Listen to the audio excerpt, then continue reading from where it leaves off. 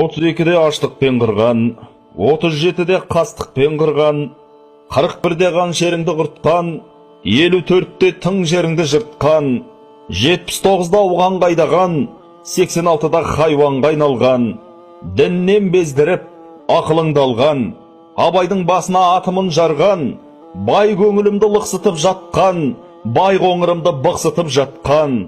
қазақты өмірі қорлаумен келген, Мәскеуден пәрмен, жолдаумен келген, адаласымды аяққа таптап, қарамас беріп зорлаумен келген, қай бірін енді айта берейін,